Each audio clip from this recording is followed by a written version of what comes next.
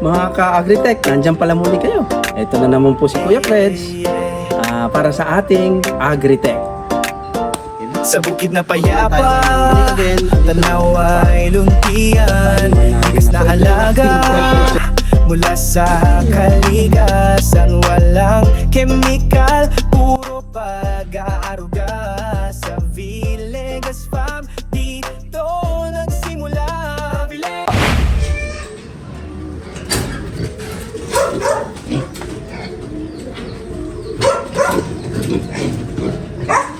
Hey mga ka-agritech, andito naman na tayo. Magpapakain tayo ngayon ng mga alaga nating baboy. Yan, makikita nyo yung aming mga alagang baboy. May maliliit, may malalaki, at may isa doon yung bulunan. So tara, samahan niyo po ako.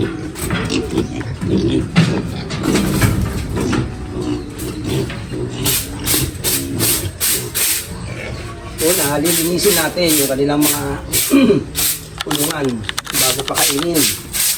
Kailangan malinis. Naalisin yung mga dumi. Ilalagay natin dyan sa kanilang septic tank or poso negro. So, isa-isahin yan. Then, didiligan. Ito yung para sanitize sila. Kailangan madiligan yung kanilang sahig at yung kanilang kainan. And at the same time, pati yung katawan nila, yan. Refreshing. Para nare-refresh yung kanilang katawan. Okay. Yan, mabilis lang yung Ang tatal mo, Kuya Fred. sa kadahilan ng marami tayong nilagay na konting technology. Technology! Simpleng technology. So hindi na tayo naglalagay ng hose na mahahaba. Talagang built-in na siya. So, ilagyan natin ng isa-isa bawat tapat ng kanilang kulungan para mabilis yung trabaho. Mabilis yung pagpapaligo, mabilis yung paglilinis. Dito naman tayo sa kabilang kulungan. Malinis yan.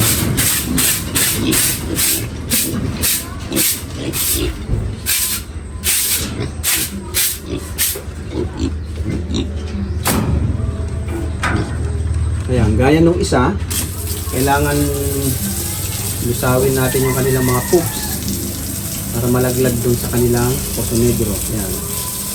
Well trained sila, oh. Yung mga pupo nila nasa tapat ng kanilang poso negro, yung septic tank. Kaya ang ginagawa namin dito, ayan, dinidiligan na lang para malaglag. So, pag napuno naman na yan, kinukuha natin yung kanilang mga poops at nilalagay dun sa composting area. So, ganyan lang.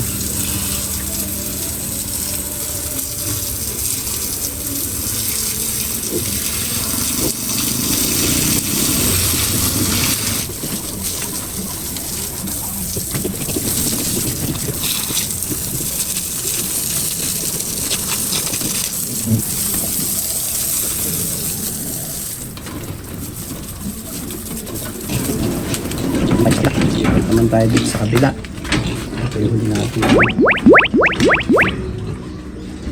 Tulong, baby. Ah!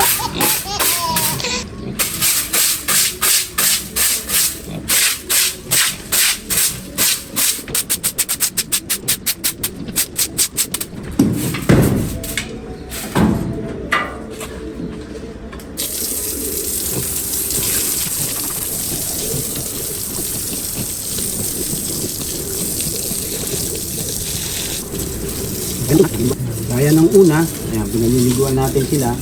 Lalo sa mga beef na to, kailangan maging presko yung katawan nila. Ito yung mga sapal nung kinain nilang mga mani-mani ano. Talaga makikita mo, ma-fiber, oh. So, madali lang siyang linisin. Kung saan yung nalalaglag pag tinamaan ng tubig.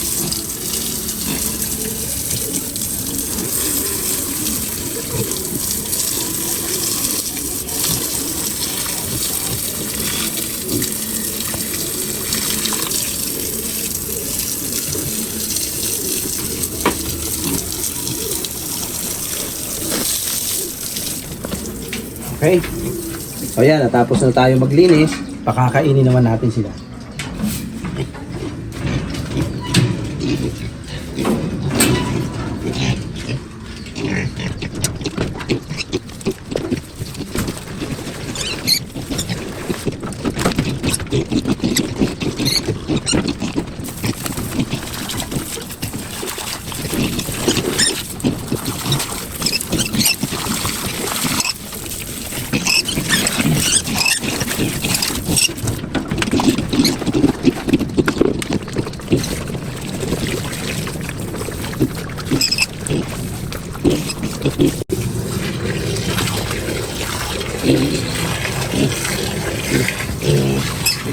Sa pagpapakain ng mga baboy, ito, kailangan lagyan sila ng maraming tubig para yun na yung magsisilbing inumin nila.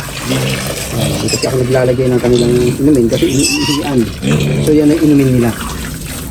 Okay? So yan. So ganyan yung pagpapakain namin ng aming mga alagang baboy.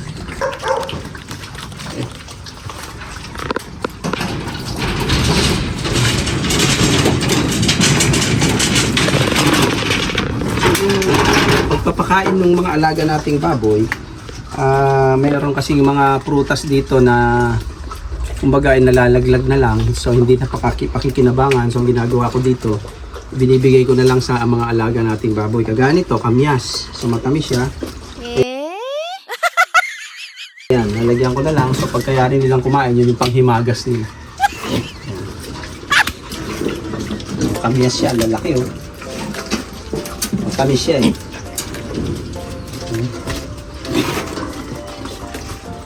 Sa bukid na payapa, tanaw ay luntian.